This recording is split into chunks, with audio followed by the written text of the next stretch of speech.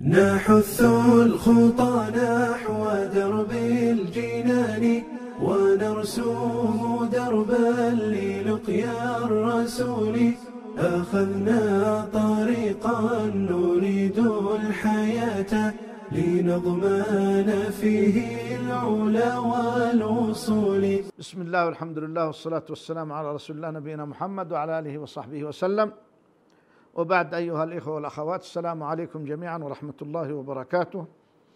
وتقدم إليكم بكلمة بناء على طلب من إخوتنا في جمعية الدعوة في منطقة عسير. نسأل الله جل وعلا أن يرزقنا جميعا العلم النافع والعمل الصالح.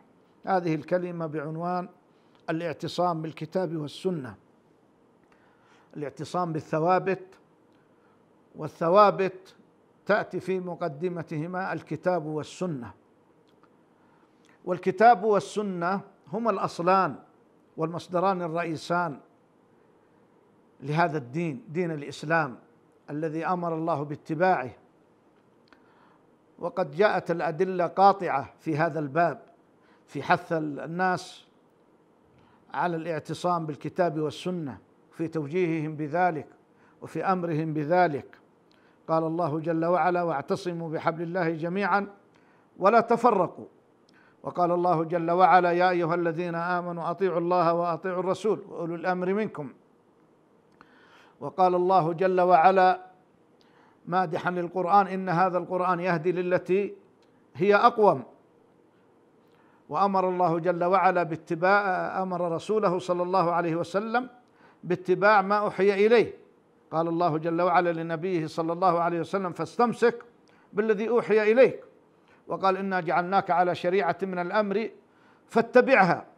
وقال: وكذلك أوحينا إليك روحا من أمرنا ما كنت تدري ما الكتاب ولا الإيمان ولكن جعلناه نورا نهدي به من نشاء من عبادنا وإنك لتهدي إلى صراط مستقيم صراط الله الذي له ما في السماوات وما في الأرض.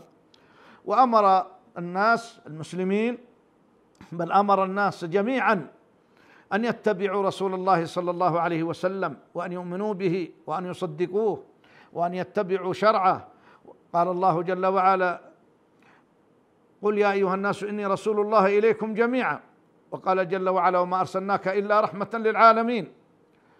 وقال الله جل وعلا: وما آتاكم الرسول فخذوه وما نهاكم عنه فانتهوا.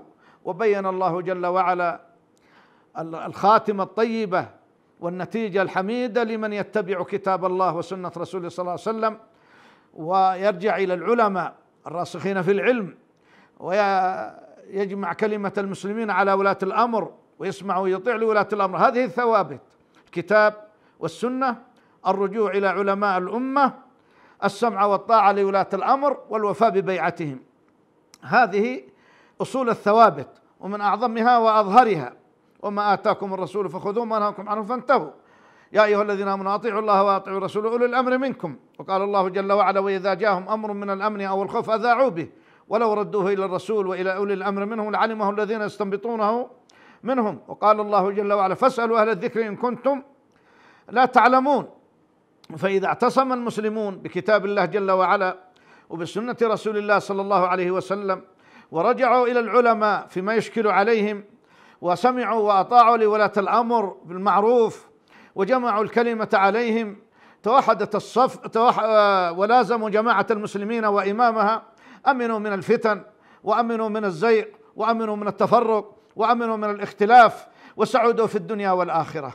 نسأل الله جل وعلا للجميع التوفيق والسداد، وأن يوفق الله ولاة أمرنا، وأن يوفق علماءنا ومجتمعنا، وأن يعيننا جميعا على الاعتصام بالكتاب والسنة والسير على هدي السلف الصالح من خيار الأمة، إنه ولي ذلك والقادر عليه. والحمد لله، وصلى الله وسلم وبارك على نبينا محمد وعلى آله وصحبه وسلم. نحث الخطى نحو درب الجنان ونرسم دربا للقيا الرسول.